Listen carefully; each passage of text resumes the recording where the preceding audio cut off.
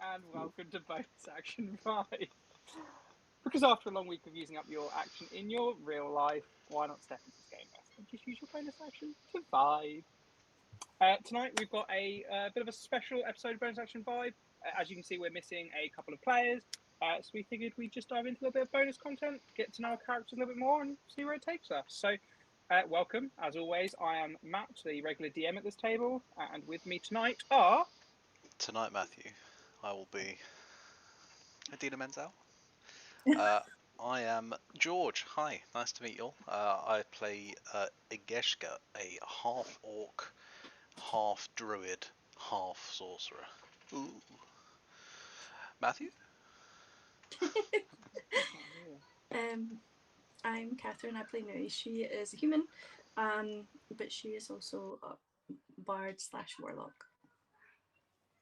Hi, Barbies. I'm Cecilia, and I play Talanis, who is the high half elf rogue wizard Barbie. And he's just Ken. What does her Ken do? Book.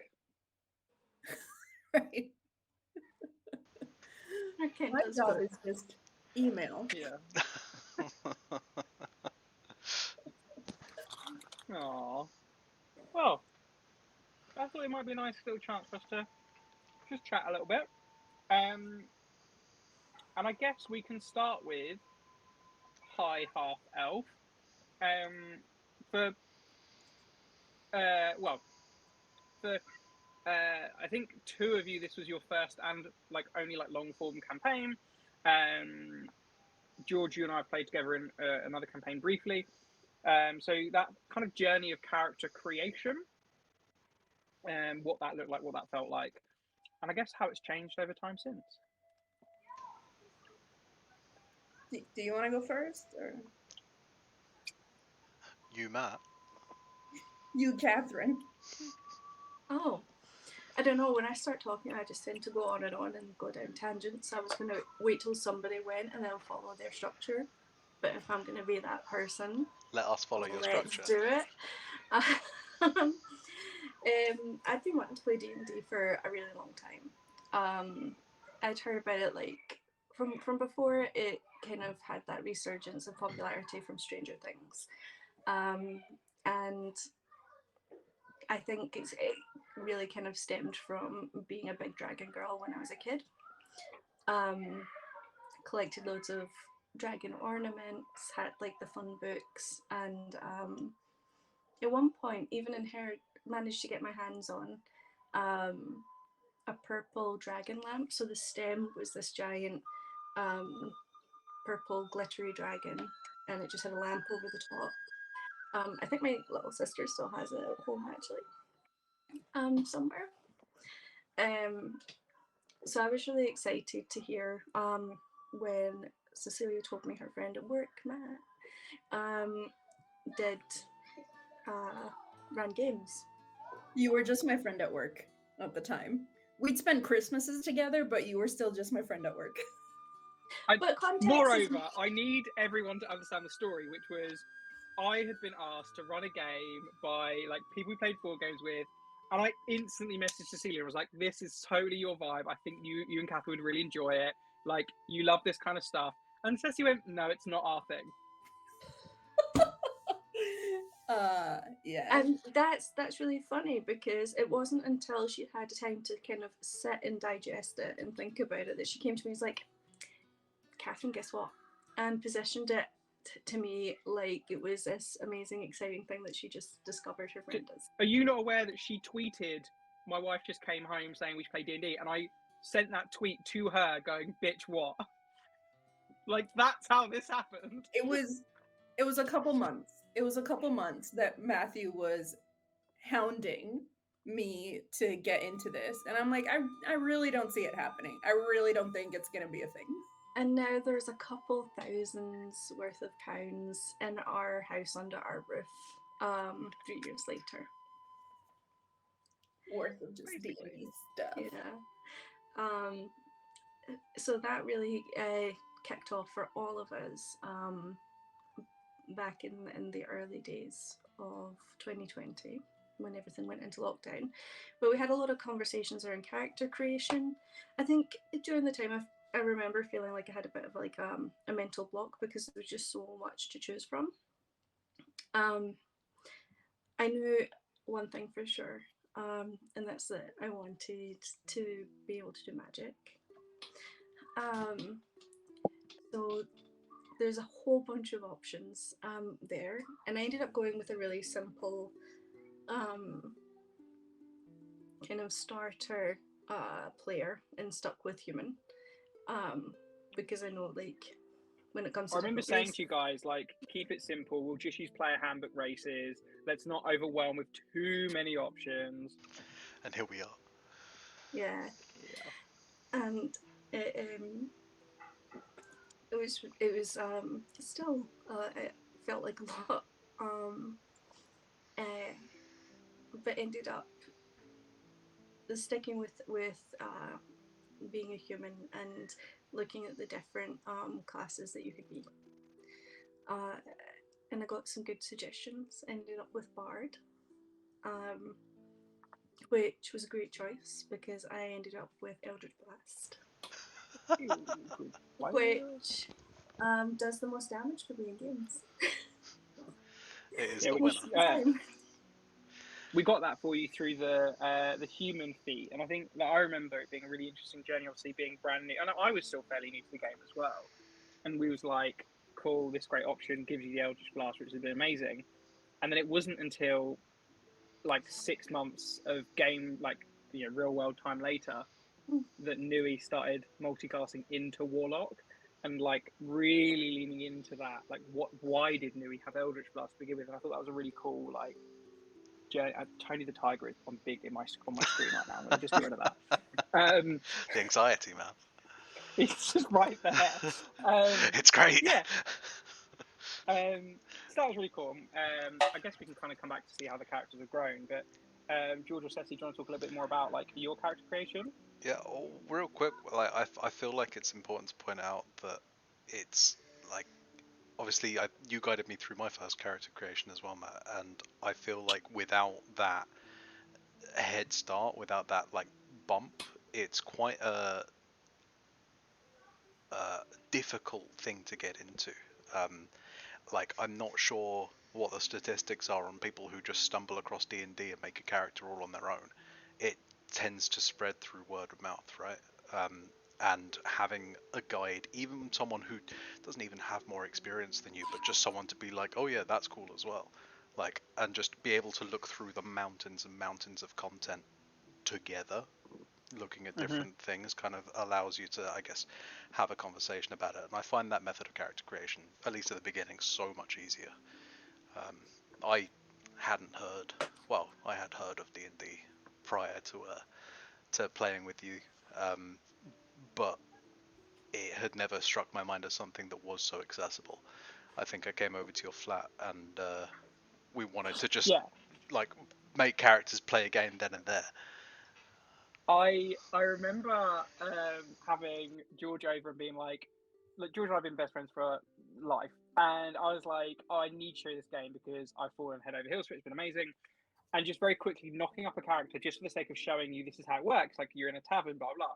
And we like ran through this scenario, and I remember being like, oh yeah, so you're gonna do like a perception check, but it's dark, so you can't see. So you're gonna roll disadvantage. What disadvantage means. And George rolls, and then it's like, okay, so it's a 20. And I was like, no, you take the lowest. And he was like, yeah, no, they were both 20. And then looked at me like it was nothing. And I was like, you're a prick and I hate you. I think it's important to note that outside of D&D, I work with data and statistics, and since then I have kind of become a bit more fond about the double nat 20. You know, it's not just nothing anymore. But yeah, I feel like having you there to kind of support just the initial setup was good. I mean, the main thing you did, right, was introduce me to D&D Beyond, a website with all of the content in it. You shared the books that you had and stuff like that through a campaign, and what that meant was that I could go home and spend hundreds of hours just reading and Reading's never been so fun to me. I don't read for pleasure, but I have read through the majority of the content on, well, the easily accessible content on D&D Beyond hundreds of times at this point, because it is just so fun to play around. I think Just the other day, I made a quick like mock-up character. You're like, this is never gonna happen. Yeah. Put you back in my No. I think I got like 180 saved characters. Do you know what? I was having an idea because I know we've got a couple of weeks coming up, where there's a couple folk missing here and there. At some point, I'd be happy to run a one shot, in amongst our regular streaming, so that Matt, you can get a chance to be a player character. I'd love that. Like I've dabbled in playing, as you know, like once or twice, a couple of times. George and I talked about a character concept that I actually would genuinely want to play in a campaign. You know the one I mean, George, the archer. Yeah. Yeah. Whereas like someone tweeted this artwork, and I was like, "This is the character I'm going to make out of this." It was really cool, and that's why I would want to bring that into a campaign. But anyway, so George, you talked a little bit about like being introduced to the game. Tell us more about Iggy. How did Iggy come to be? Oh man, Iggy was it's a weird thing to talk about its conception, because Iggy was a thing long before I even joined the game that we currently play. I think after that first session that we had, the first ever session of D&D for me, I made a monk rogue that was very fun. I don't think I've ever had a single class character. That's telling. But essentially from there, we did that, and that game kind of quickly, not quickly, but it dissolved, because the people that we were playing with, it was all a new experience for them, and some of them caught it, and others kind of, I guess, let go. But I had the bug from there, and was just like, okay, great. So when I actually do play a game, let me just kind of fiddle with a character for a year, and just be ready for whenever that happens. And so I essentially, Iggy's journey started from me just reading D&D Beyond, like just looking through all of the classes, all of the subclasses, finding kind of what each class does and what each subclass then does as well. And I guess Wildfire Druid just seemed the coolest to me. I don't know, like it was.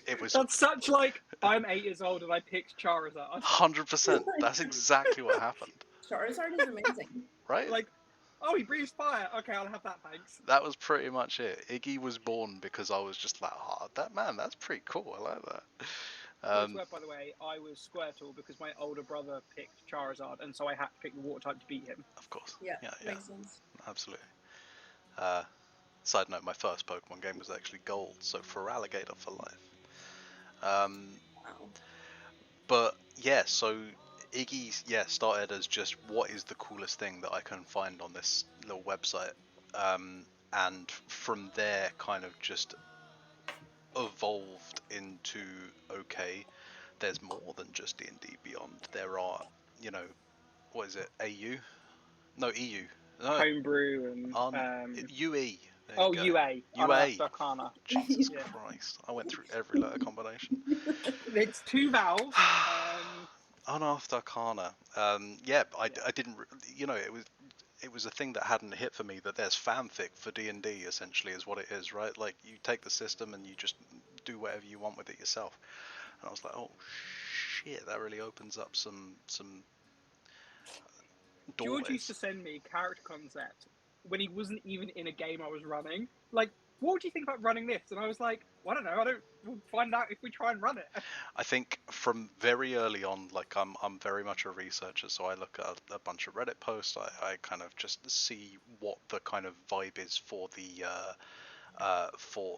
space of the game, right? Like who the people are that play it, and what the current troubles are, and in the, what's the word I'm thinking of? In the community.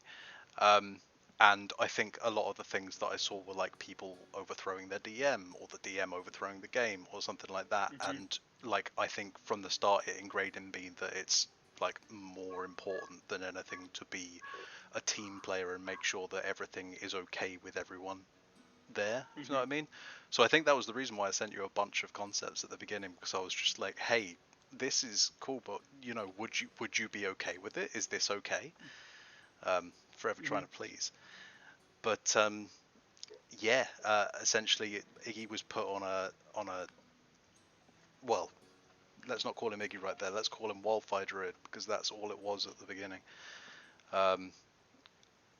Just really cool abilities. I like the idea of kind of a mono elemental kind of attack style. It gives him something to root himself into. And yeah, just kind of went from there. Iggy was put to one side while I kind of looked at other character concepts and stuff and what was coming up, because I think at the time Drake Warden was... Drake Warden was being play tested in UA at the time. It was, yeah, and I wasn't sure if it was going to make it, but I was like, I like this concept, and if I combined it with the Wildfire Spirit, that would be a kind of cool thing there, because, I don't know, for me, multi-classing is just very... I like the idea of being able to combo things, and to see how something matches with another, rather than the pure power of leveling up one class as quickly as you can. If you know, you know, but George is out at resident Emily Axford. Man, I've not watched enough D20 to understand. Yeah.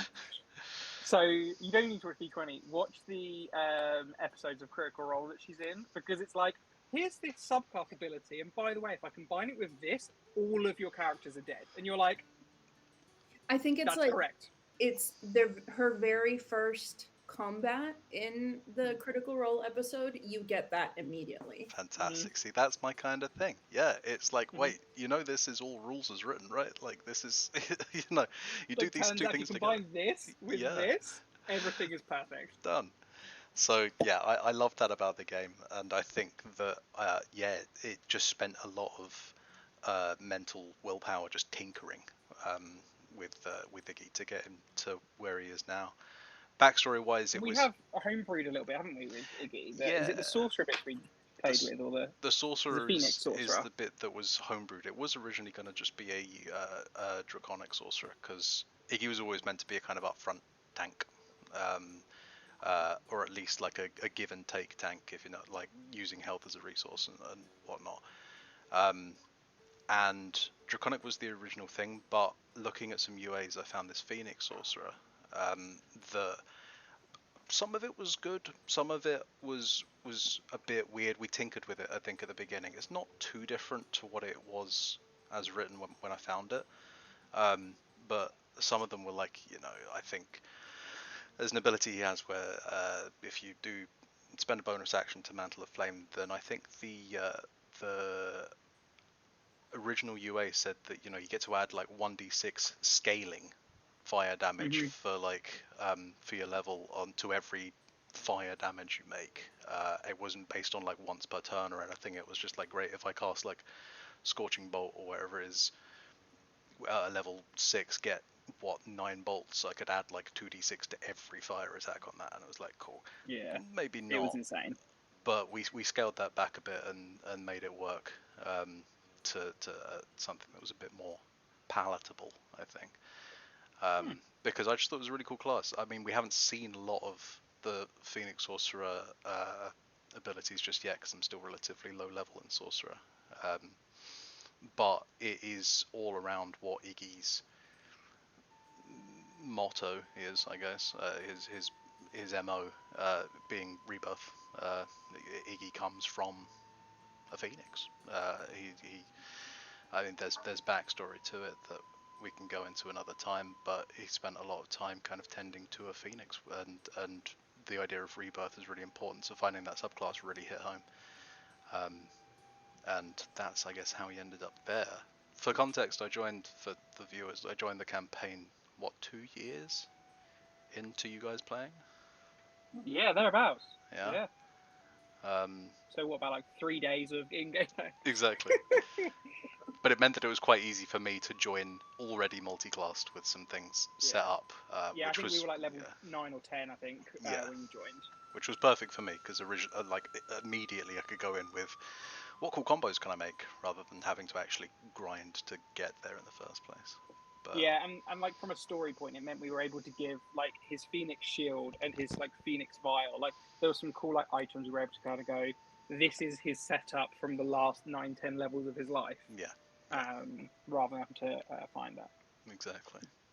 But no, it was a fun journey, and it continues to be. Don't say was. I'm not the dead one. Oh, so Seti, Talanis, Ashwaya. Speaking of dead, I think, yeah, like we mentioned earlier, that when Matt first came to talk to me about D&D, I was super resistant. And looking back on it now, I have no idea why, because as you rightly, assumed, all of my interests would naturally sort of lead to that. Hugely into RPGs, hugely into Mass Effect and Dragon Age and the Witcher games, Lord of the Rings. Like, played Pokemon as a kid. Like, there was really no reason for me to feel that it wouldn't be a natural thing. It's probably a combination of my own biases against what D&D meant, and probably just insecurity about the, like, doubling down on your kind of nerdy interests at such an age, because I am uh older than everyone here, even though I don't look it. And obviously, like, I simp for my wife, so anything that she wants to do, I'm like immediately on board. So Matt had started, it's true. Matt, I try to pretend it's not true, but it is. Matt had been talking to me about D&D for months, and I was like ignoring it, ignoring it. And out of the blue, in 2019, Catherine said that she would want to play D&D. And I was like, oh, there's no way I'm going to avoid it now. Like, I have to. So it was Christmas of 2019 that I got her a set of dice. And so at that point, the conversations were kind of starting, and I was still trying to like be a problem and delay it as much as possible. But then the world shut down, and I was like, well, okay, like, I guess I've got no choice. Um, I think in the beginning when I was building Tilanus, um, immediately I knew that I wanted to be an elf or some kind of elf, because elf is my favorite sort of mythical, magical race. Always has been. The rogue class was also just my favorite. In playing Dragon Age, it was always either the class that I chose or the characters that I liked the most, and subsequently romanced. So being overwhelmed by the variety of things that you could choose, I'm like, let me just go with what I know.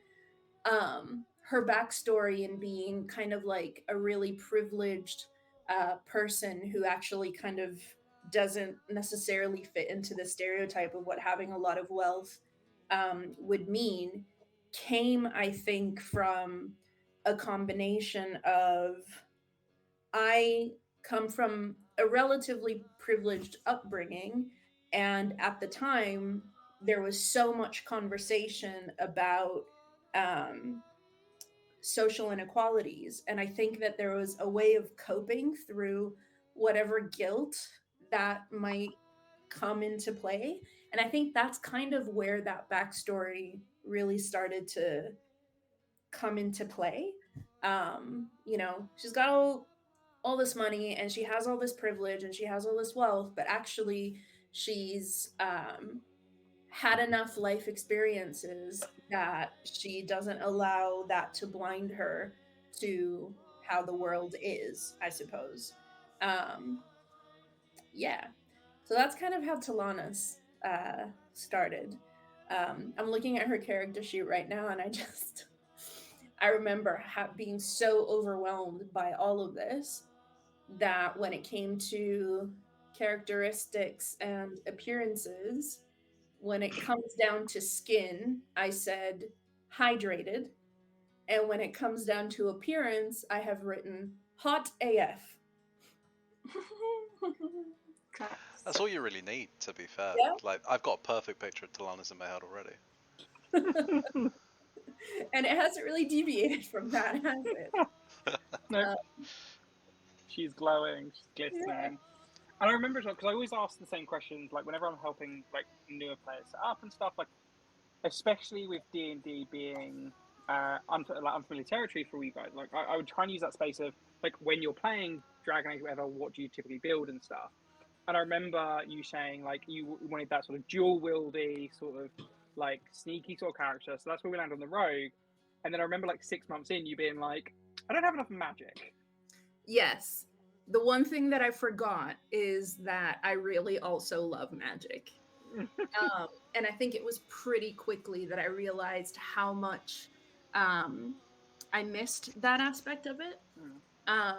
So because we gave her green flame blade as part of her like racial trait as an elf, I think. yeah, and I think what had happened was that ship had kind of sailed after we had selected subclasses, and I went with the Inquisitor Rogue because it fit with the narrative, and I think I would always try and go with the narrative over anything else. I think I was starting to get into Critical Role, so I didn't want to go in the same rogue subclass of the show that I was watching. So I didn't, Arcane Trickster was just kind of not really something that I ever really considered for a long time. But definitely, really quickly, I was like, I would like to kind of have more of this this knowledge, and I really so appreciate the way that you, Matt, have been able to accommodate. But it was like that meant taking a couple levels in Wizard, and it naturally really fit well into her personal relationships and her backstory as well. I'm now at a point where I have so many other tools at my disposal that I'm excited to see how we can make use of it.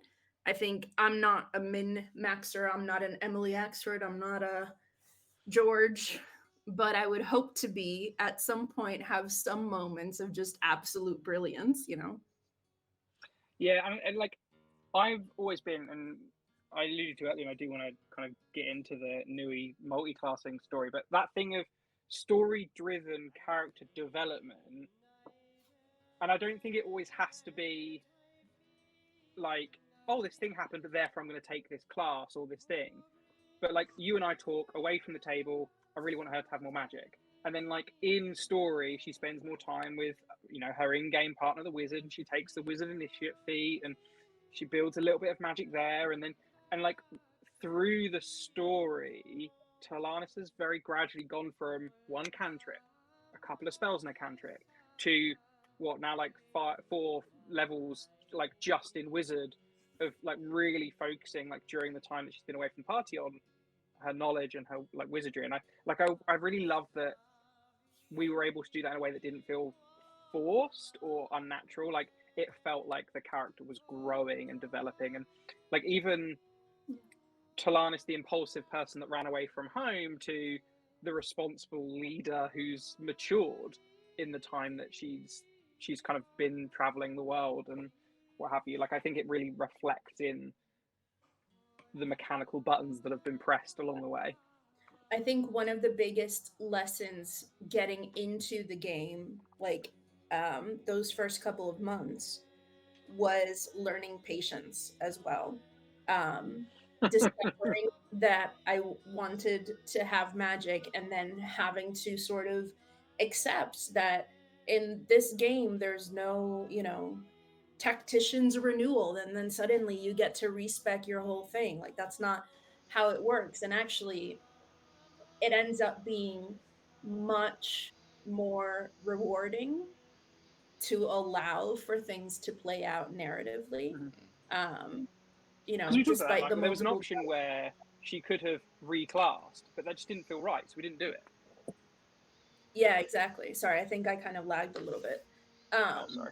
But yeah, like I just think that the learning patience. Patience, I think, is a really key element to the game, because it can be super overwhelming, but my God, is it rewarding. Yeah.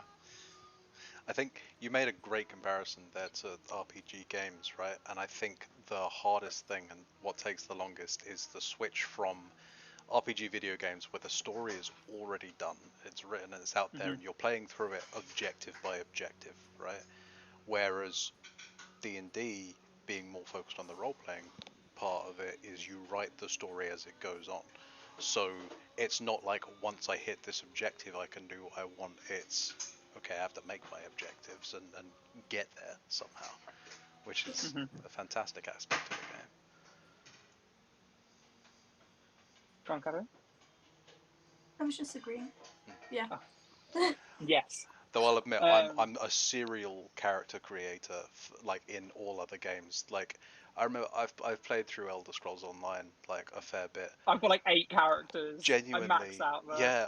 I make like one character. I play like the first couple levels, and I'm like, let me just see what the others like, and then just do. And I'll end up with like 10 characters, all having done the first like 3 levels or something like that, just because I want to try it all.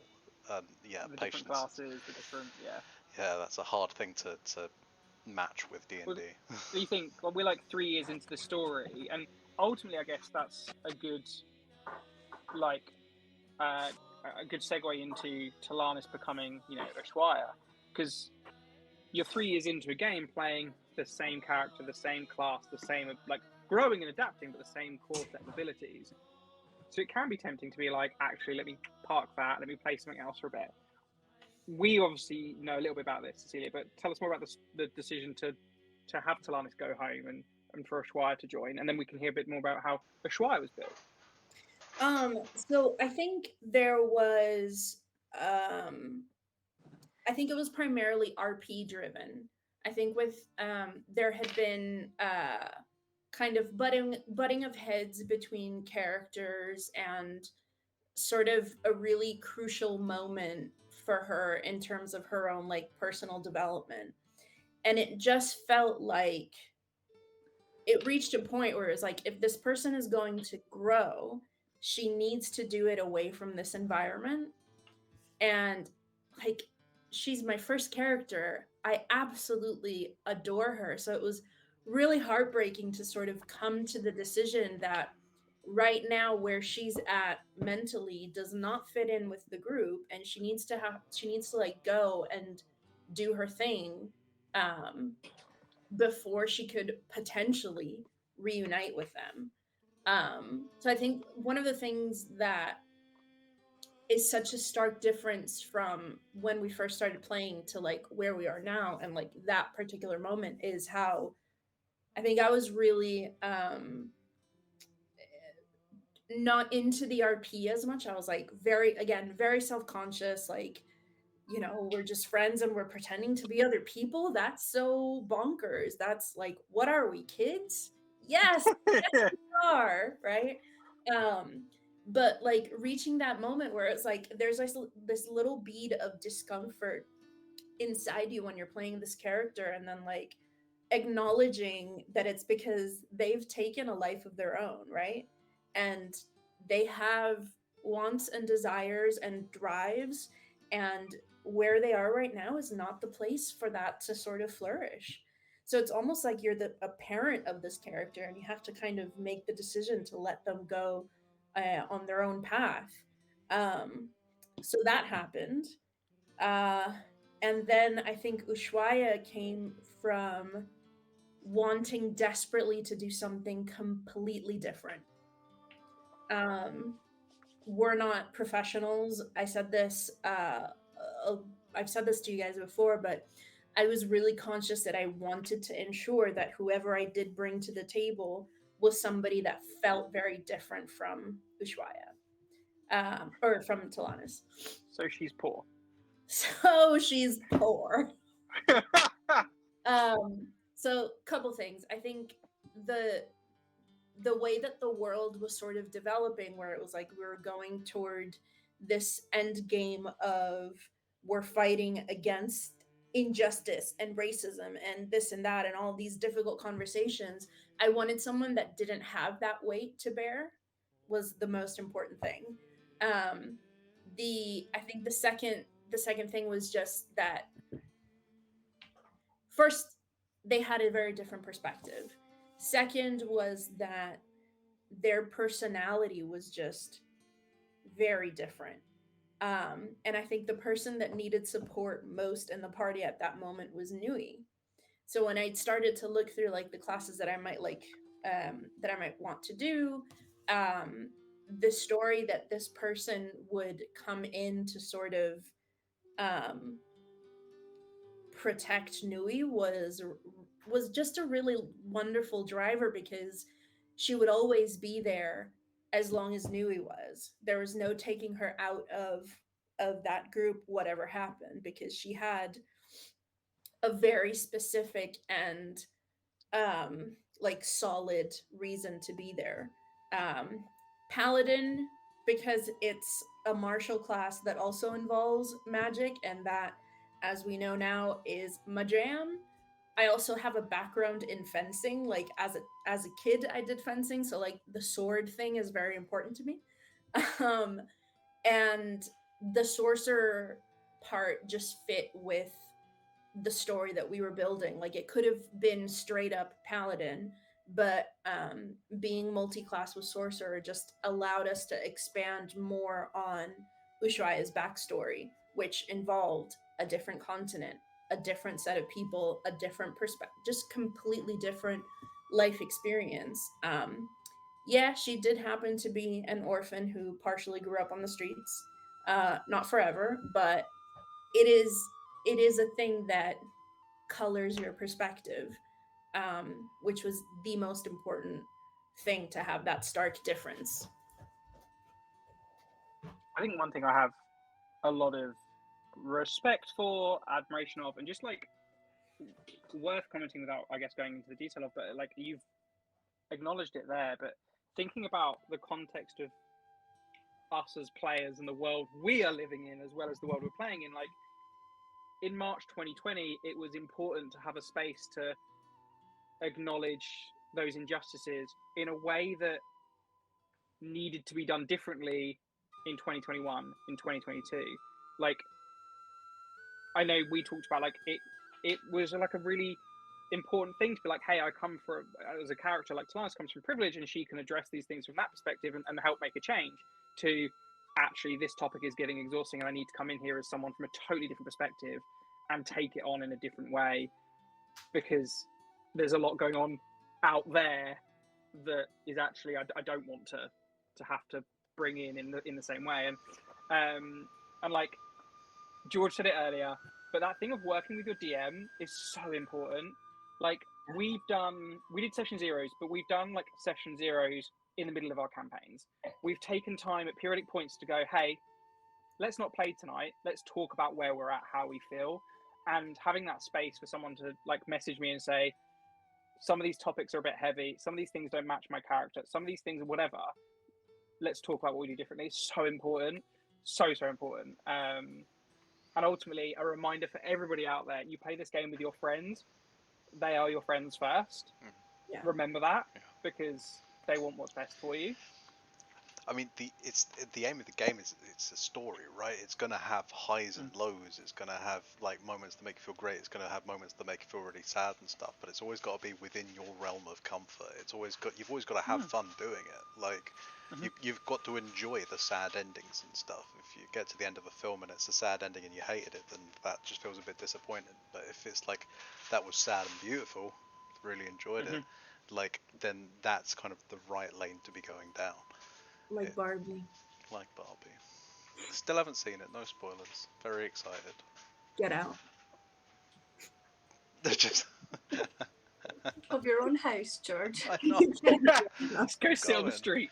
We were actually going to go see it this dear. weekend. Go but sit life in the got in curb for an hour. Think about what you did. Yeah. But, Oh dear. yeah, no, it's a great game. One of the other questions I'd written down, which perhaps is a good segue into, is like, how much of yourselves did you bring into your characters and the stories they were telling? So we've heard a little bit about some of the themes and stuff that we were tackling with Talanis and her coming and going and stuff, but I'll be interested to see. I think we've all talked about building our characters class first, partially because we were new to the game, rather than story first, what matches that. So I'll be interested to say, like, how, as the game's developed and you've kind of got into our characters more, how you've brought yourselves into them. I'll be honest, I hate to put you on the spot here, but I'm really interested to hear your perspective from this, Catherine. I mean, yours too, Ceci, but like, I think the purest, like, way of identifying how much of your character is in yourself is with your first character, right? Mm-hmm. And am I right? You confirmed it for me there, Ceci, with Talanis, that it was. Nui is Nui. Catherine, is it the same for you with Nui? Is Nui your first character? Yeah. Yeah, so I'm super excited to hear like what, even post like character creation later down the line, realizing something. Like, I don't know. Well, when it came to Nui's creation, I think I touched on a couple of things beforehand when I was talking before, but off the back of that,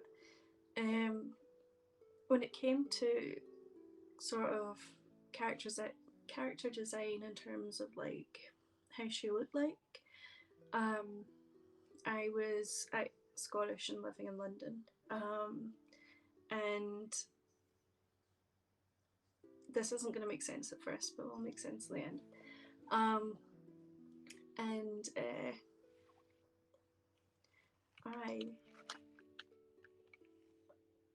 my mood goes up and down a lot. I get grumpy often, and so when I feel like I'm under some pressure, or I don't feel like I'm being heard, I'll just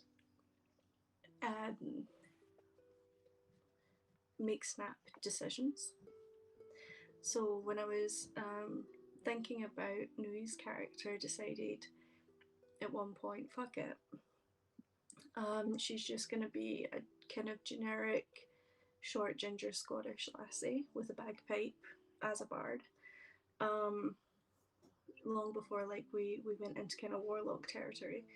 And I think it was just that at the time I was like emotionally triggered by something that just gave me an annoyance around all of the shitty stuff that has been said to me and around me, being like a Scottish person living in London. Like my first job down here, I never heard the end of it. There's always so many backhanded comments and being a bit of an outsider because of that, which was just frustrating. So at the time when I didn't feel like I was being heard, I was just like, fuck it, I'm just gonna be generic. I don't care anymore, I don't want to talk about it anymore. So that's how she ended up being just that sort of curly, ginger haired, bagpipe playing short girl. And that's where that part started. Nui had the bit of the amnesia story because I think that was a little bit twofold. I think probably a combination of writer's block and not wanting to make a story and feel judged or criticised for it. Because even it's though easier to like, judge and criticize Matt. Huh? It's easier to judge and criticize Matt. Yeah. That is what I bring to this group. Yeah. And I've lost my train of thought now. I'm sorry. The amnesia thing, that's what I was talking about. Mm-hmm. A bit of probably writer's block, not wanting to make something up and then maybe someone makes a comment and I feel judged, really insecure about it, basically. And I went with the amnesia route, which was really funny and reflects back personally to me at the time, because during the first year of our campaign, I was going through a really fun time where a whole bunch of repressed memories were coming back to me as well, from being from younger years. So it really went quite well hand in hand, I guess, in terms of the character reflecting the person, and that kind of continued on, I suppose, in some ways. I think one of the funny things, it's just happened completely by chance, is that our DM constructed a plot line that involved Nui having lots of scary dreams. Catherine also has lots of scary dreams. I once had one that was so traumatic that I think I'll never forget. I was in like a sandstone prison, someone becoming conscious after being like not for years and years, and hearing this crazy story like the eighth dynasty of hell has risen up and man lost, and I got my way out of this prison and the entire landscape was just kind of like Mad Max style ish.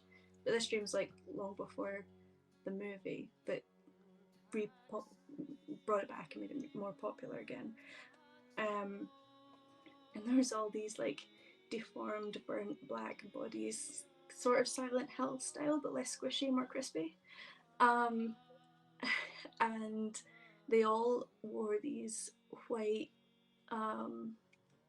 face masks, like the type anonymous style-ish, but like not anonymous, just like plain white, with very simple smiles drawn on them. So imagine like these creepy, crispy black burnt bodies, in this kind of deserty area with these masks smiling on and stuff like that. It's so creepy. So it was really funny when Matt came forward with that plot line, that knew he was just going to have recurring horrifying dreams. That is terrifyingly vivid. Oh, this doesn't stop.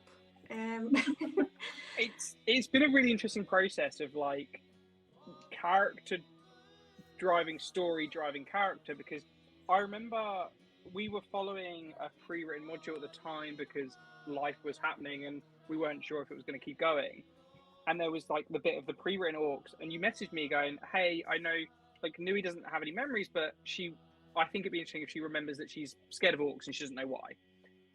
So okay, cool, write that down, bank that. And then we get to a level up when you were like, I'm thinking about trying something different, and I was like, well, and then you had this like dots connecting where it was like Warlock matches well with Bard because of stat reasons. Amnesia connects well with a storyline of, well, what happened before you lost your memories? Like, that's interesting. You had the variant human feat with Eldritch Blast. Okay, well, that's a Warlock cantrip, so Warlock would be interesting. Okay, and there's the Sphere here, and all these things started coming together. And then you went, yeah, I think I'm going to pick Warlock. And I was like, brilliant. And it kind of gave me that space to go, okay, let's double down on what is happening that caused Nui to get to a space where she made a pact. And she doesn't remember making a pact, but like a pact is quite significant. It's crazy how organic it can be sometimes. I was actually thinking of that because there's so much of like our own personal lives that influence choices that we make in the game that then influence choices that we make in real life. And like to a certain degree it can be really healing as well. Like Catherine was like all these nightmares that she's talking about, she was having really tough dreams. There was a lot of dreams that involved spiders as well. And I remember there was a moment where like that really flipped for Catherine, where she decided, actually, no, a spider is not something that I should be afraid of. It's like a symbol of my own strength. And that's kind of gone in this direction where, you know, she's got this huge tattoo of a beautiful spider on her arm now. And as that was happening at the same time, Matt, you were bringing in these motifs of spider totems as well. Mhm. And it was just so interesting the way that, like, none of that is necessarily planned, but it happens organically. I just think it's so cool. Well, there's a Mhm. funny thing about the spiders though that comes back from a very famous Scottish story. Fair warning, it's not funny, it's horrifying. It's beautiful. It's taught to us as kids, like in school and stuff. Like when we have like our poetry week for Robert Burns and stuff like that. It's not poetry. There probably is poetry about it, but the general story is that a very old famous Scottish man was taking refuge in a cave, and all he had to do while the storm passed outside was watch this spider. And even though there was still some shelter in the cave, it was still windy and damp. And he just watched this spider keep trying to make its web. And of course, it kept getting kind of knocked down, blown away. The wind would take away the silk and whatever. And he just watched it go and go and go, and it never stopped until that web was made. So it's kind of like a Scottish version of the whole if you can't succeed the first time, try again. So I think there's a lot of really interesting mythology across the world around spiders not actually being a scary thing, but a thing of creation, which I think is quite interesting to learn about. But yeah, definitely, loads of dreams about spiders all the time, ever since I was little. I don't feel that way about spiders, by the way. I just want to go on the record. According to my parents, I used to collect them. I have no memory of this, but that's apparently a thing I would do. Alive? Yeah, just, have little Or boxes. just Catherine little asking the dead real spiders? questions. They were. Hey, I'm Were a they dead druid. spiders? Like, they were alive, I promise. I mean, at least I thought they were alive. Let's say that. Mm. Man. Schrodinger's spiders. Yeah, absolutely. What about you, Iggy? What parts of George I don't. informed Iggy? Yeah, I don't know. I mean, Iggy. As I said, I had a lot of time to develop them, and it started as like an Aladdin story, as in I think the original story or backstory for Iggy was that it was typical like street urchin stuff, and being a half orc in a, I don't know, non half orc civilization, being a bit outcast, and stumbling upon I think at the time was a bronze dragon in the desert, known for conversation and general friendliness, being metallic, and that being the genie that could then, grant Iggy some wherewithal to kind of, I guess, rise up and make a name for themselves.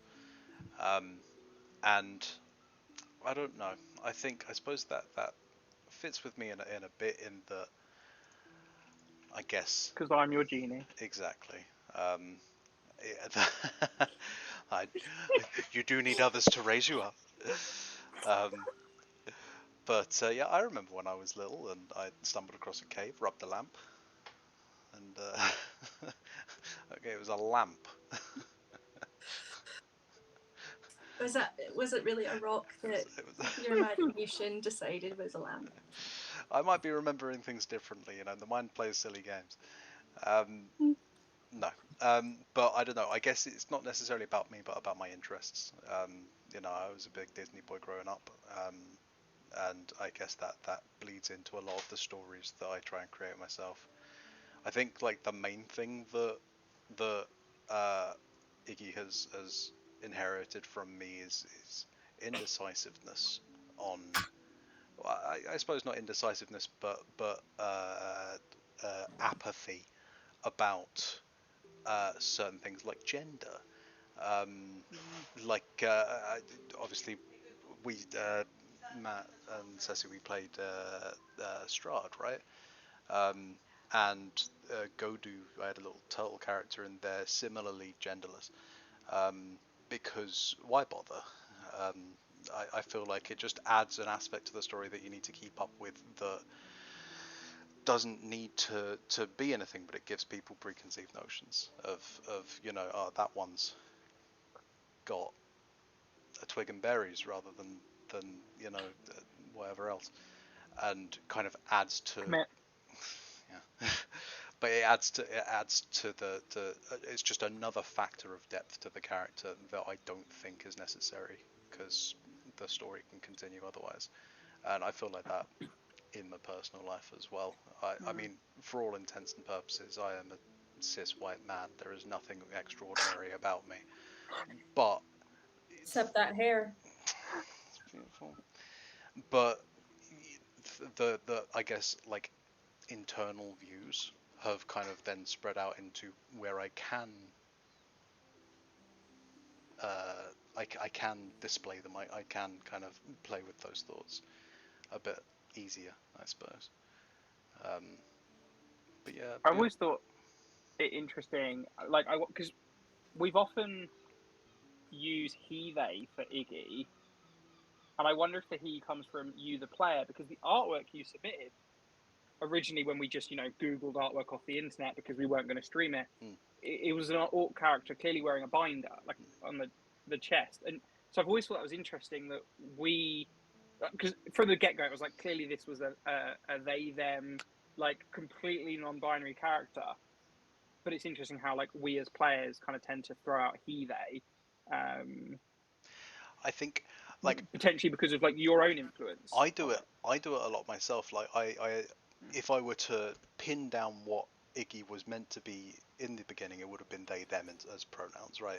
It's completely like anything. But I said any pronouns, any and all, simply because I wanted to make sure that I didn't slip up myself on misgendering my own character, right? So um, that would have been odd. So I've kind of wanted to say, yeah, do them all because I want to just get a bit more comfortable personally with the idea of using any kind of pronouns for any character in this case. I think that was also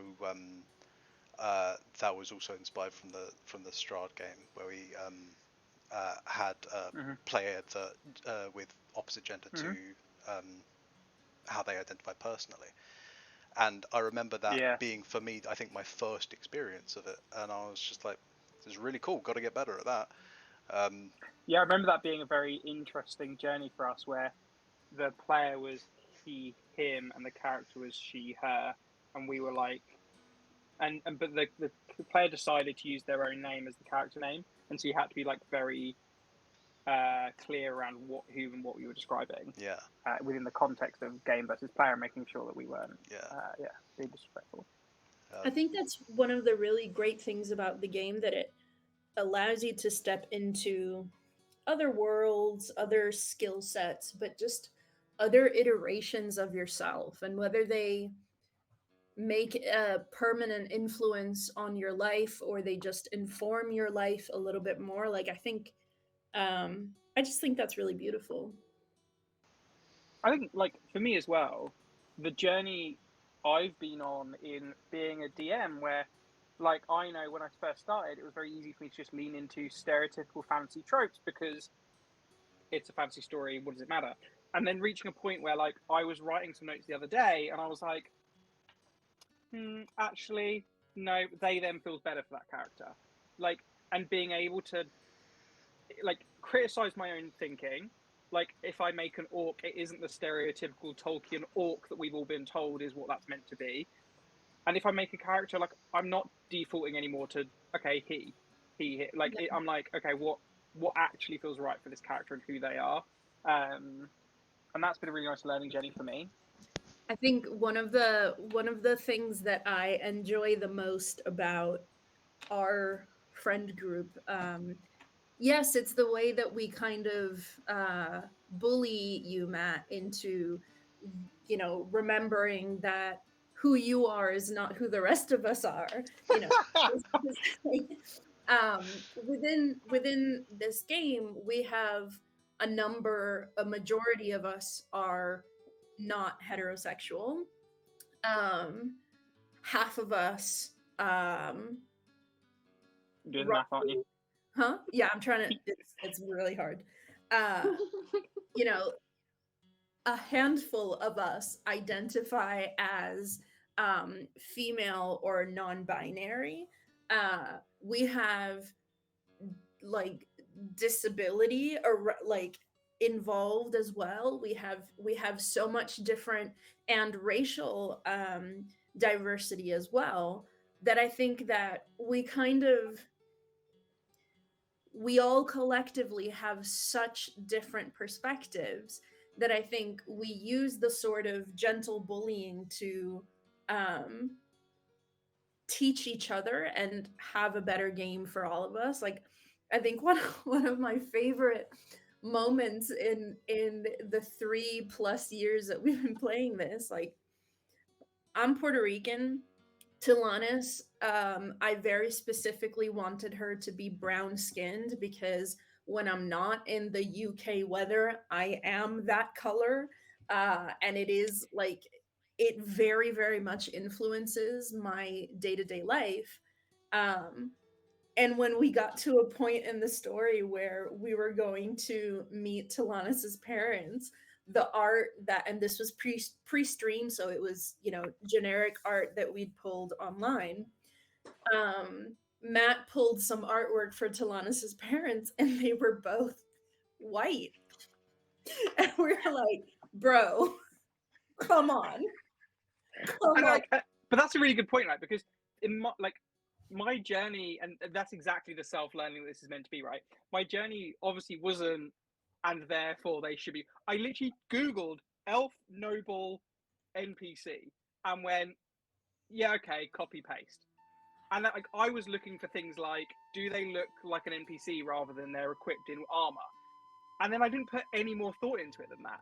And then we're at the table, and I'm like, oh yeah, here you go, smart work. And everyone's like, and I go, oh shit, yeah, I actually need to think like for at least a couple seconds before I start putting out there. And ironically, I'm now going to tell the next story of when we did the like the noble, the party of all the different nobles. It was the same time, to be fair, so it's the same period of me pulling artwork. Where again, I just pulled like 15 to 20 elf noble artwork, and it was probably the first 15 to 20 non-weapon elf nobles that come up on Google image search, and they're all white. I also remember when we were going through the list, like, and you were telling us about all of the NPCs, like, the first one that you identified as, like, truly evil happened to be, like, the only one that wasn't white, and we were like, really? So, like, in the middle of the game, we stopped and we're like, you will find different artwork immediately. And we're like, we did like together, we were like going, like, pulling in, like, this is better, like, and I'm like, I literally just went, okay, yeah, first one, copy, paste, copy, paste, copy, paste, until I had enough. And again, like, I had character descriptions and then just put, okay, first image, second image, third image, until they were all filled up. But hey, it's important to get it right. But it also speaks to a little bit to the, even though just between us, before we were streaming, we were like picking and choosing off of Google or Pinterest or whatever. It speaks to a little bit about the coverage of artwork across well, that's ultimately the thing, different right? sites in terms of like other people's perceptions. Like, if you just Google noble elf, you know, a whole bunch of white character art that popped up. Unless you actually Googled, say like elf of any other, you'd have to specifically put in the race to find one that wasn't white, which is a whole conversation to itself, and a very good point to highlight how we should be supporting creators of color in their artwork that they publish, Instagram or Twitter or whatever platform. I also want 1,000,000%. to give a shout out to the artwork that we do use on the stream, who they have been appealing to us as a group because of the variety Hmm.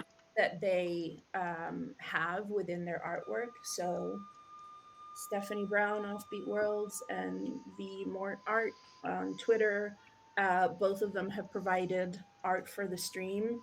And they not only do really beautiful artwork, but they do incredibly varied, diverse art that suits Oh, us and our game so much. Ceci, if you just point upwards, Offbeat Worlds is above your head. That's it. Yeah, brilliant.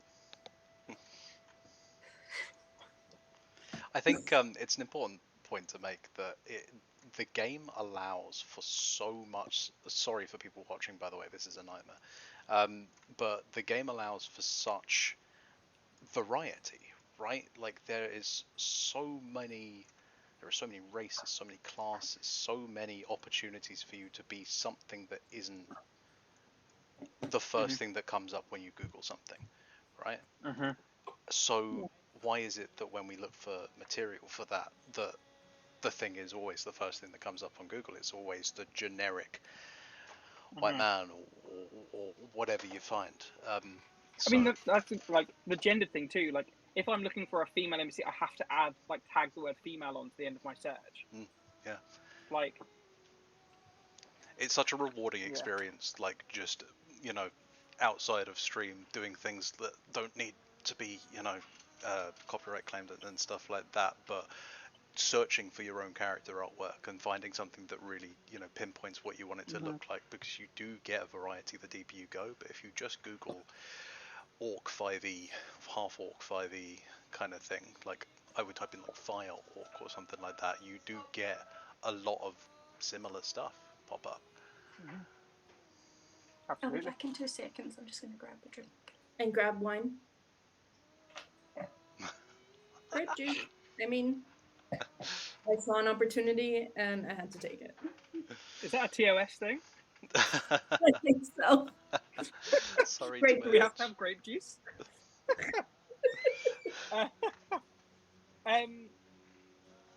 Those are the kind of three big questions I had, but I had like other little tidbits around like some of your biggest or like favorite memories. We talked dipped into some, or like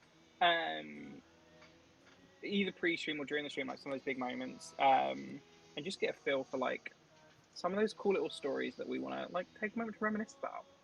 I mean, there's one for me. Obviously, I joined very late, but I've played with you guys separately outside of this campaign. And outside of the campaign, for me, one of the biggest highlights in learning how D&D can be played was Cutter in Strahd. With I won't spoil. Tell us more. I won't spoil anything for anyone who hasn't played Strahd, but there is I guess a pivotal character that we only learned after the fact that Cecilia's character met was sussy about, and just. Sorry, Ceci, what did she do? I don't really recall. Was I there for that? Yeah, I think there was something about stabbing her to death. Was that me? I don't know, it rings a bell. It might not have been you, but Catherine just walked in and said that the juice box had only this much left, so that's why. That's a perfectly normal amount of grape juice to drink. That's fine. I agree. It's Yeah. really great for the kidneys. Absolutely. The kidneys, not the liver, honey. It's But great. I thought that was Yeah, a great moment, and it went to show, because like I think I think maybe Matt, but some others who were a bit more familiar with the story panicked at that point, and it was more fun to see you not panic and just be like, great, how do we go on? What next? Listen, it was I gotta fantastic. defend myself. There was so much shadiness about there was the way this character was presented. She was wearing like a scarf or something. There were marks on her neck. there was no reason for me to think that this person would be an ally, would be innocent. Like, this was a town of fuckery. And I was nervous. And I have to say, people made me feel super bad for that. But I'm so glad that it happened because, Matt, it allowed you to flex how incredible of a DM you are. It was such a brilliant moment, and it's also a perfect example of how, like, some people go, oh, homebrew is really intimidating, I'm going to use a book. Personally, I find that so much harder to DM, because on the one hand, there is a right way to do it, because thing A leads to thing B leads to thing C, and so there's a certain amount of pressure to know thing C already, but also to make sure your players get there without railroading them or whatever. But also, like, I guess that second piece of, like, your players want to do what they want to do, and they should be free to do that, and they will be free to do that whether you like it or not, and you have to be free to think on your feet. And so when I had that initial moment when Cutter, like, stabbed this girl, and I was like, okay, drama, it's an NPC, she's got like 2 hit points, she's dead, and I was like, cool, now who gives the quest? Who is, and like, there was so many pivotal things throughout the story that this character was connected to, and I decided, fuck that. The actual core of the story doesn't change. Let's have fun with it. It just very, very, very, very interesting. Great fun. And like, although we didn't get quite to the very end of running Strahd, like, I had some real fun, like, plans for how that was going to go. Just because of what it meant for the story. It was interesting, yeah, people gave you such a hard time immediately about that. I think I messaged you after it happened to You did, George. try and reassure you that hopefully. You're a prince. But I think it was just this moment of sheer panic for the players, but ultimately it led to a quite interesting, for what we did play, an interesting perspective on the campaign. Strahd's good. Go play it. Strahd is good fun. We should finish it at some point. Yeah. Well, That was when we went back into lockdown, and I said, hey, whilst we're all at home again, let's run this for as long as we can, and eventually the world will open up again, and we might not finish it. And then the world opened up again, and we didn't finish it. Yeah. We played so much D&D during lockdown. Oh, during peak 2020 lockdown, I was running 6 games a week. Yeah.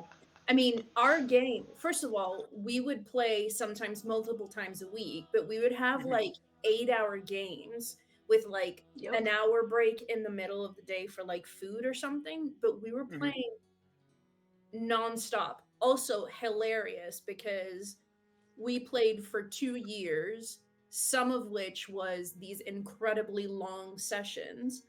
And by the time that George joined us, 2.5 years in, we still hadn't reached the main bad guy of the story that we established at the beginning. Like the first arc. Well, to be fair, that was a 1 to 10 arc where you got there in pieces. It wasn't like the 1 to 5 arc or whatever. It was like we're going to do mini things to get you there, and we're going to build a story where this is looming in the background, and then you'll face it head on. And we all came over and spent a weekend over here just, war mapping. That was great fun. It was great fun. When I talk to people like D&D newbies about D&D, and kind of often the question like comes up with like, how do you win? Like, how long is a game? And you have to explain, well, like a session is X amount of time, but for reference, the level cap is 20, and sometimes it can take 2.5 years to get to level 10. It's a hard sell. It's a hard sell. Yeah. But this is why, like, direct quote in one of their talk shows on Dropout 2020, like, Brennan Lee Mulligan says, like, people sometimes go, oh, I'm looking for a DM, or I want to find people to play with. And honestly, I mean, this group is the perfect example of convince your friends to play. Because you're already friends, and you already want to spend 4, 5, 6 hours a day with them. So convince them to play, and you'll have a better experience than trying to make friends after the fact. Just Because bring having, it up. it's Yeah. not impossible, but like having that established trust, having that kind of established connection means that you can spend 3 months playing 16, 20 hours a week. Yeah.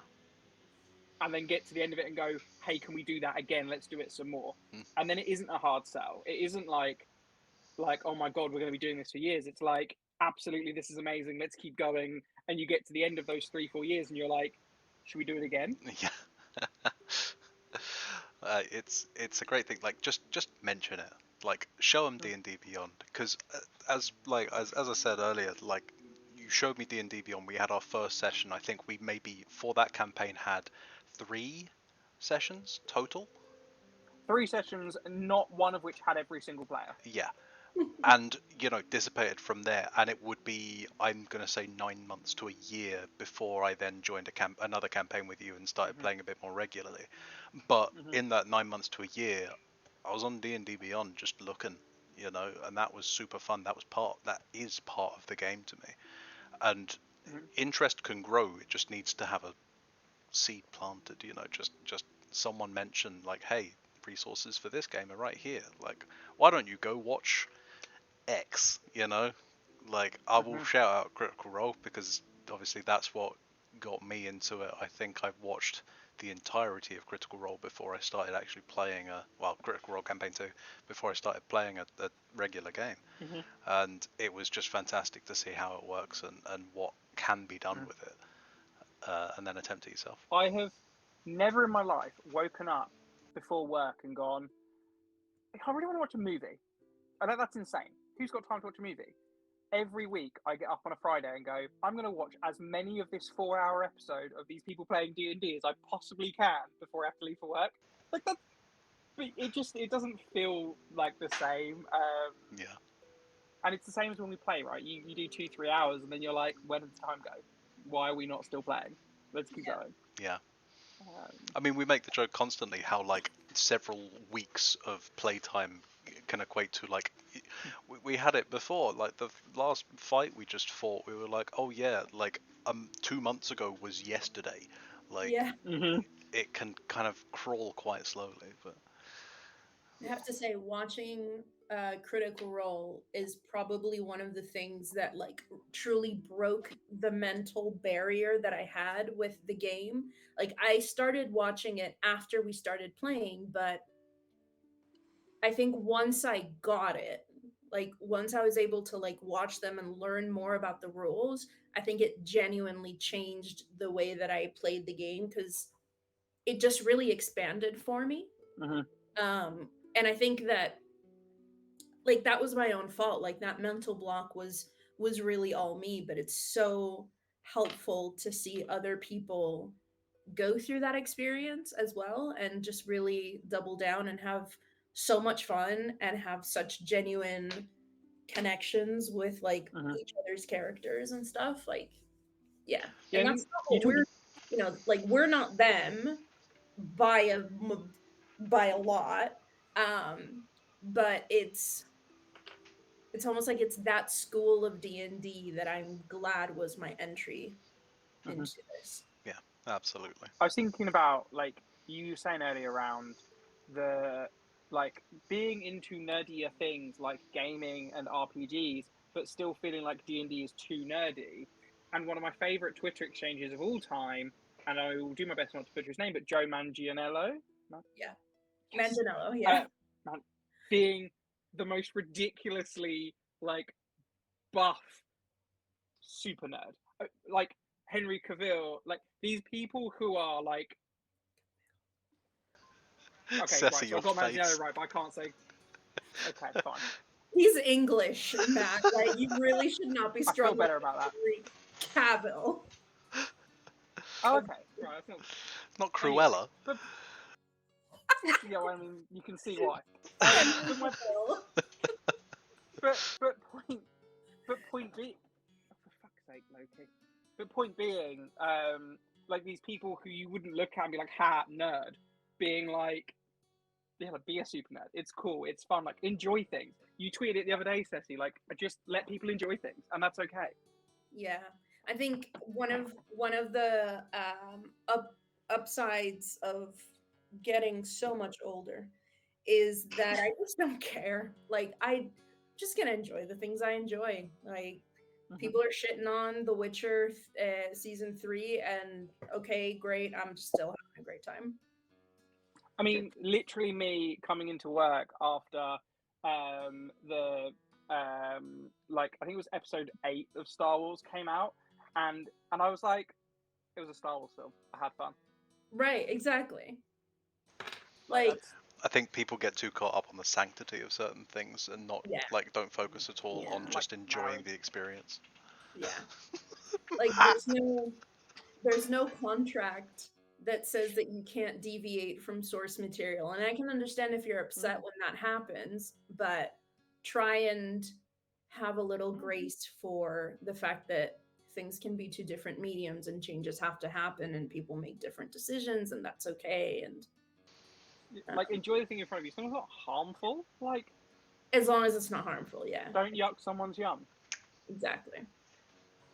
Um, Unless does call it unless it's introspective Matt camera. liking Ed Sheeran. Oh, of course, yeah. No, yuck Yeah. my yums Yep. as much as you like. Yep. My Mhm. yums are fair game. That's absolutely fine. Are you Can open you for please yucking yums today? can you please title this Fireside Chat Yucking Matt's Yums? Speaking of which, did you have any questions like for me and like the Are you world? asking the audience? Yeah, In the chat. just look at please. this. I do want to know one thing, Matt. How Mhm. much thought do you put into the level of hotness of the NPCs? So, I mean, this is one of the traps going back to what Catherine was saying earlier around certain search terms giving you certain results. Because if I type into Google hot NPC, unfortunately Google shoots out a lot of certain like characteristics. So that's primarily where a lot of my concern is. Like whenever I'm finding character art, I always think, will Ceci think they're hot? Like as a rule for people out there, like the more important like because this is a queendom, and like the more important your female characters are, the bigger their boobs should be. Those two characteristics are tied in like intrinsically. That's you know. Do you know what? I like small boobs as well. I like all boobs, but I expect you as a DM to describe the boobs. Mhm. Great feedback. What Well, a hey, great soundbite. I'm pretty sure we've got a limits list somewhere, and that like the fact that all the NPCs have to be hot is in there. Like, Yeah. It was established early on when Cecilia described her own character as hot AF and left it there. Do you She know was what? like, okay, that's the game we're playing. This is not fully on me because Matthew, No, it's not. It's Matthew. yeah. it's 100% like He's like, I've yeah, never. let's blame it all on him. I Let's think. out yeah, man. exactly. Yeah. I was, let's say, surprised to find a gay man so invested in the material hotness of all the female characters. It's important for his worldview. He's learning. Yeah. He's growing. He's trying to immerse himself in a character that will sleep with any gender. I will half serious, half funny question.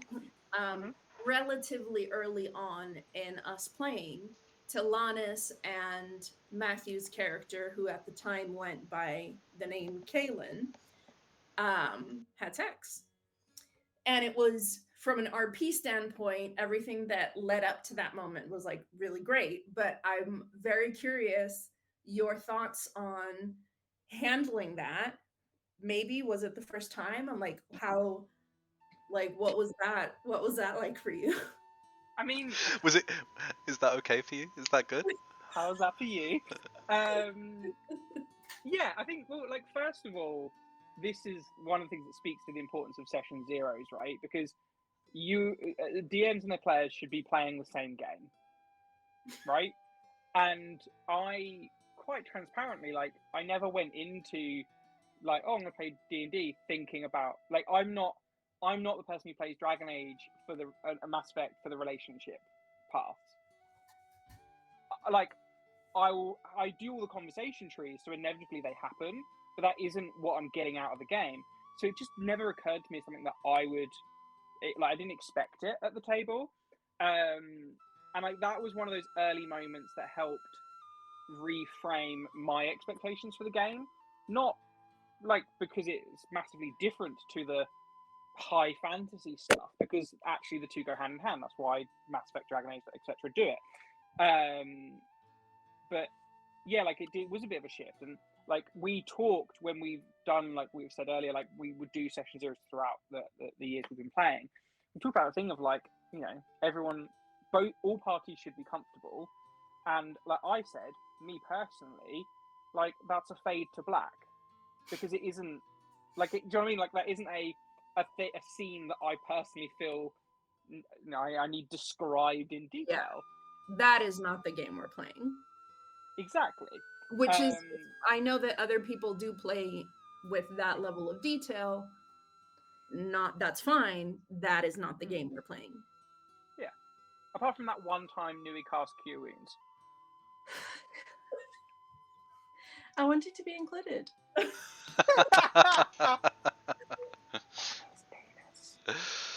So just for the hundreds of people that are watching the stream, Catherine, can you remind us what that means and how you cast Cure Wounds? Embarrassing now. Well, we had just had like a really fun moment where Talanis and Nuda had ran off into the woods to get Shmexy and kiss about, but they instead get kind of chased by big old bats. And then there was like a whole thing, and time went on, and Nui ended up thinking, do you know what would be fun right now? And she said, I'm going to cast Cure Wounds on Nuda's dick. And she did. She sure did. There has been nothing else between them since then. That's yeah, not it's 100%. Yeah, it is. The two of them have not got physical since then. Nuda used to sleep with Flutter a lot. Yeah, but Nuda slept with Nui. Yeah, that one time she cast Cure Wounds on his dick. Oh, okay. Yeah. Like, he really is the town bicycle, that Nuda. The rootless bicycle. And he's working okay now, and you wait. Once he's checked that box, Iggy, he's coming for you. Man, he has got a list and he's working through it. Alright, Matt, so Driella, right? Yes. So I guess I'm somewhat aware of your history with D&D, and I know Driella isn't your first campaign having fully homebrewed and stuff, but it is near there, right? So Driella is my first homebrew. So the campaign that I ran before that was like 2 players in the party. They wanted to work on a comic series, and that was where like the idea of D&D. We used to play board games together every month, and then it was like, hey, let's play D&D. To make it easier for you, Matt, like let's use this world, and then also for us, we're going to write this comic series, and we'll learn a bit more about the world through what happens at the table in D&D. So they have made the world. I then mapped into it elements, story, stuff like that. Okay. There's a little bit of free reign, a little bit of collab between me and those two players. Driella was my first world. Okay. And what is the, like, I mean, don't go into detail on, you know, the creation process behind it, but obviously Driella is an island within it's a relatively small island within you know, bigger continent. Like, how do you go about fleshing out one island when there's so much extra land? So, I mean, there's 2 things on this. Number one, and I will tell like how so in all the kind of campaigns that I said during COVID, I was running like 6 a week. And what I start with is a random map generator on the internet, and I might hit refresh until I find one I like. And then I zoom in, and then I do like, okay, that island or that part of the world has got this many cities, whatever. And I kind of play from there. And one of the DM tips that I've heard in a few different videos over the years from Matt Mercer is start where you are and go out. So I had this world with capital cities and the name of the countries. Then I had Driella, and I named all of the major cities and towns on Driella, or rather I let a lot of the random generator do it for me. Thanks, Coochie. Woo! Another example of Matt not noticing the details until the player tells me they want to live in Coochie. Jezebel rings a bell. Already do? Oh my god, Jezebel Jezebel! does ring a bell. Yeah. Poor To be Jez. fair, that one wasn't mine. That was someone else's like one shot that I was just running from. Yeah. Anyway, but yeah, and then we zoomed in a little bit further, and it was like, so I said I used this. So even though I had homebrewed the world, I used the pre-made Minds of Fandelver like story to kick us off, just to get the ball rolling. So I then was like, okay, I changed some of the names to match the world I created, but a lot of the stories are the same. Played around a few different things. Gender flipped a lot of the characters because it was all men, and then just sort of built from there. So you kind of do a few sessions, and like one thing I've learned, as I'm sure many people go through the same thing, your players don't play through everything in one session, and also they'll go in different. So I had Mudgulgun, the town we started in, and the surrounding things, because that was kind of given to me from the book.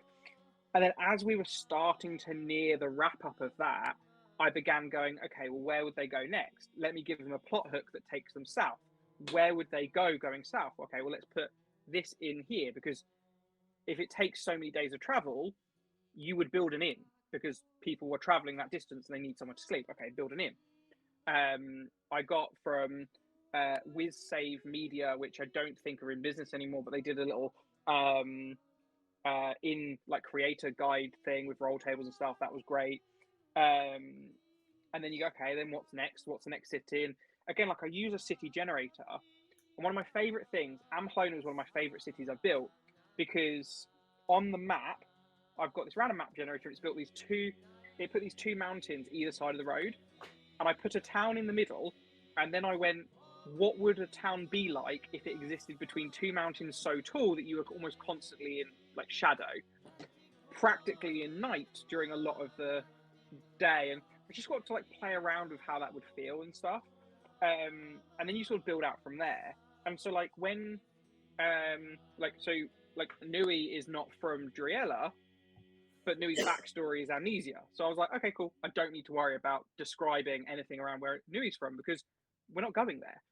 I don't need to build that part of the world. And if we do, then I will start to build it.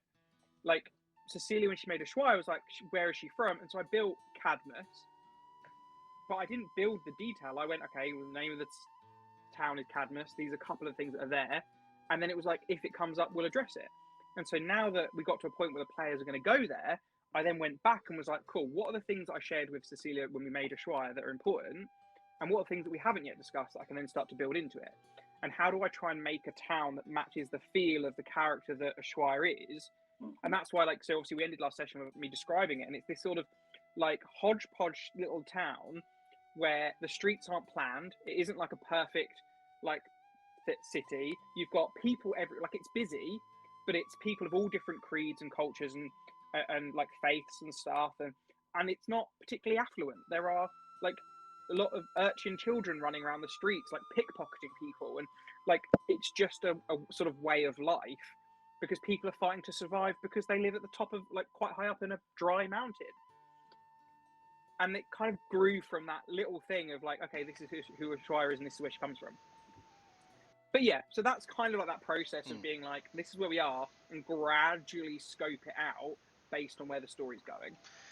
I'm really excited to see more because, like, as I said earlier, like, Ushuaia was built in such stark contrast to everything that the Rootless Guardians were going through and sort of fighting for equality of different races within Driella, and it being primarily elves and humans, and other races not being allowed or accepted. And so I'm so curious to see how that plays into Cadmus and that general sort of part of of the world and what different sort of people you encounter, because it's such a different environment than what we've been playing in, but also different environment from what we live in.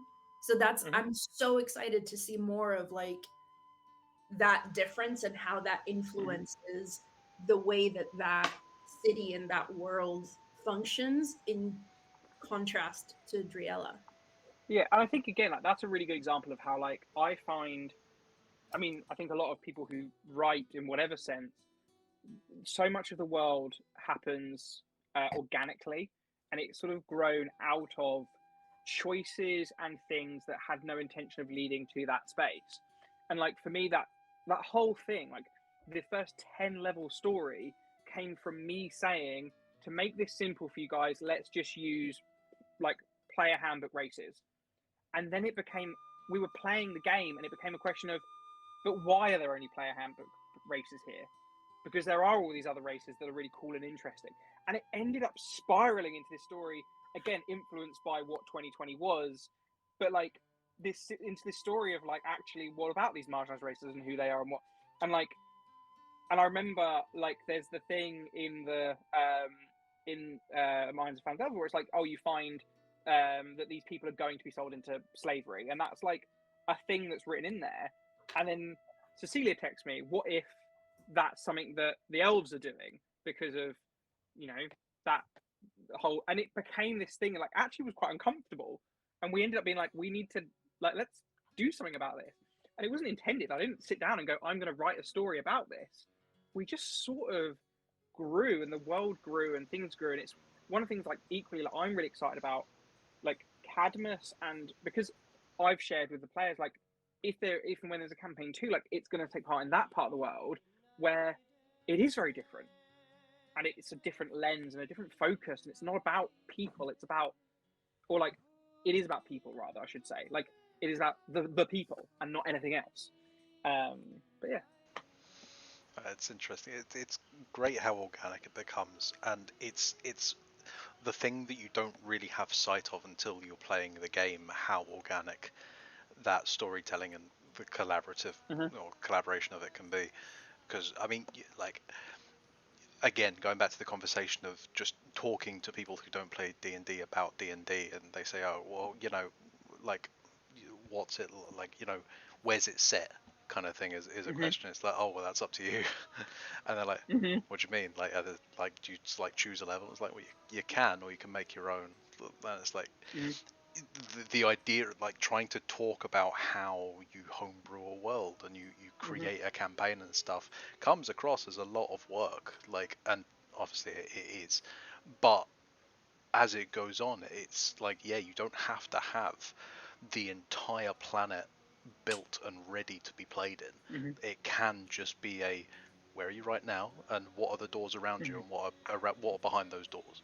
Like, and with like the real trick of like DMing is railroading without railroading. It's like, here are all these tracks, you can pick any you want, but I know you want this one. look at all the glitter on that one. Like, yeah. Like, this one's really pretty, and I think you should pick this one. But you do whatever you want. And like, just put hot people in that one, and we'll go there. But yeah, like that's, and it's a skill and a challenge. We joked about this before when I really thought about 2 sessions ago we were going to be in Cadmus, but things went a different way, and like I had like there was a real moment where I was like, they didn't pick up what I was putting down, and now I need to rethink what this session's going to be. Burn my body. I remember, like, before I joined the campaign, there were specific times where Matt texted me just like, they're not doing what I want them to do. And like, even that thing, if we were like, okay, this is where Iggy will join, so we'll probably be there in a couple of weeks, and like 2 months later, I'm like, we're like, I haven't forgotten you. Yeah. Like, we're just not. And then at one point, texting me like, shit, they're there. Yeah. What's happening now? And you were like, I'm eating. Oh, what? 1 second. I was middle of dinner. I completely forgot about that. Yeah.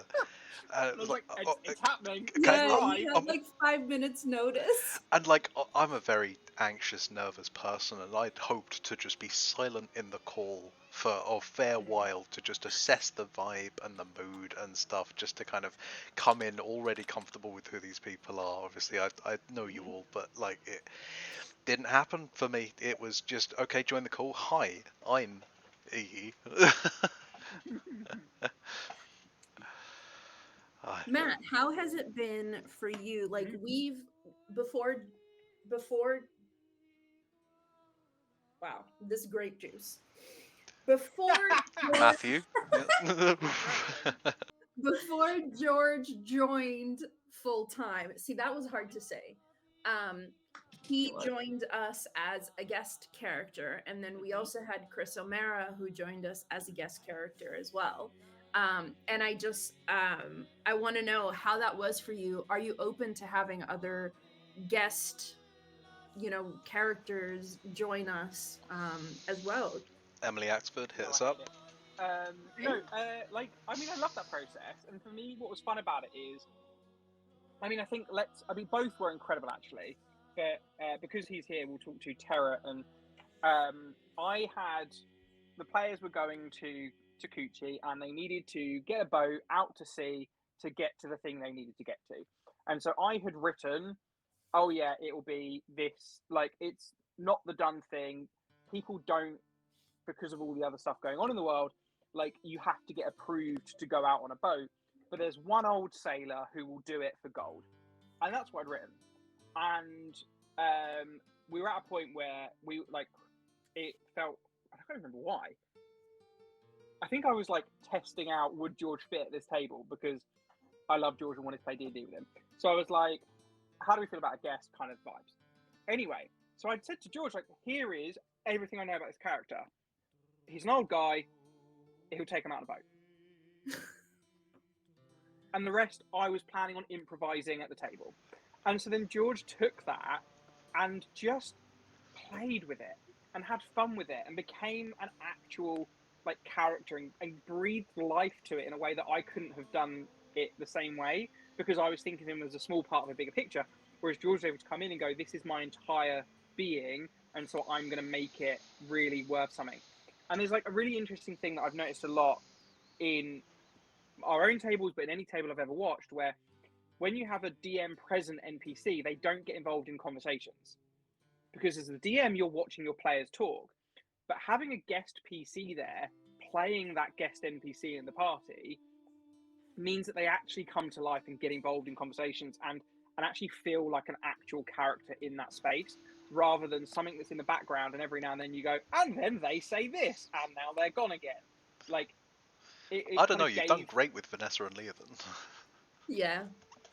But do you know what I mean? Like that thing, and like I say, like Chris did the same thing with another like part of the story where I was like there could have been no character there, but we were at a point in the world where I was like, oh, they're going to this ruin, and it's a sacred site, and it might be interesting to play with some of the history of the world and some of the stuff that they've been through, and I remember that there was some animosity between like Nuada and Furbolg because of cultural history, and like the story of creation just sort of implied some animosity. And so I said to Chris, like, I want you to play a Furbolg cleric of this religion. If you're ever not sure about what the kind of right thing to kind of like say from a like factual point, call me in, but otherwise, like, that's your prompt. And again, like, he kind of had fun with it, but you had this really cool moment where like Matthew playing Nuada was like, what, this has shattered my worldview. And we got to do that purely because we had a guest that was there to be like, let's see where this goes, and let's see what happens, let's have fun with it. So yeah, I would be open to doing it. It's just about finding the right spaces. I also have to say that the brilliance of Tarot was that it also led to a one-shot that we did of Tarot's backstory that led to the old Tarot in Heyday. that we ended up missing. Yeah, because as well, I would say, like, the boat George named, like, it was the Ruined. It was The yeah, ruiner. the It ruiner, was the ruiner. with the bottom of the R scratched off. Yeah. Yeah. So it was Yeah. like it was meant to say the ruiner, but it read as the ruined because the ship had been damaged. And like that was George's input. Like, oh, if it's an old guy on an old ship, that would be funny. And then yeah, like earlier this year, whenever it was, when we were like, oh, let's play around with like some one shots for a bit. We were like Terror in his heyday. Let's see what was going on for him. On the ruiner. And we got to play. Yeah, we got to play like he was the captain of the ruiner, and it was in his prime. And then he fell into the sea and met the biggest fish you've ever seen, because all fishermen have seen. And again, that was something that George brought to the character. He was like, if Terret's a fisherman, he's gonna have this quip about big fish. Fish story. Oh. Everyone has one. Makes sense. This game is so magical. It is. It allows Yeah. for so much. Like, it's a great About- catalyst.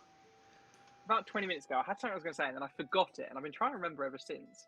I've just seen that that's damaged. Anyway, and it's not going to come back to me. I've been really like trying to remember what it was. Stream ruined. I'm sure it was super insightful and Mm, would have. whatever it was, it blew you away.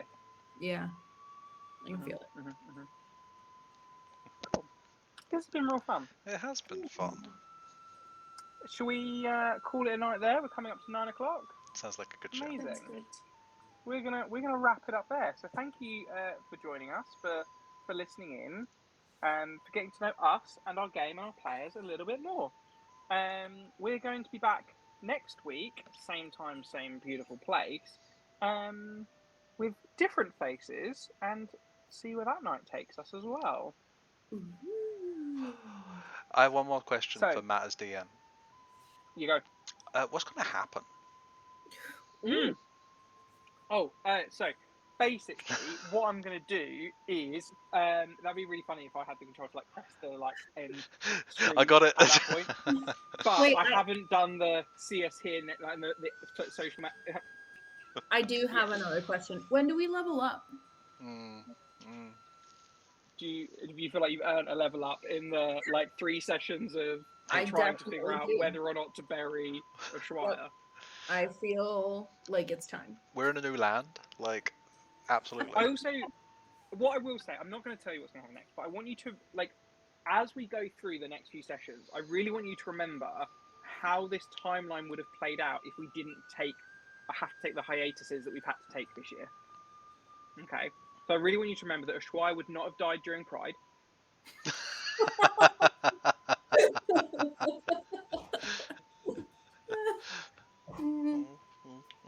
But she did. So But she did. But she did. Exactly. But she did. Right. Find Bonus Action Vibe live on Twitch every Sunday, 7 p.m. British summertime, and follow our socials at Bonus Action Vibe. We're currently on Instagram, TikTok. And Do I say Twitter? Do I say what am I Let's supposed to say- say at this point? I would say Twitter because Let's say Twitter. People know what Twitter is, right? Yeah, Yeah. that's fair. we are not But, you on know. any porn platforms that Yet. a type X would imply. Maybe we should be. You know? Hey. Catherine, how do you feel about drawing up some NSFW content? I mean, I've had some practice, so sure, why not? Hey! And with that, we'll see you next week. Bye, everyone. Bye! Bye.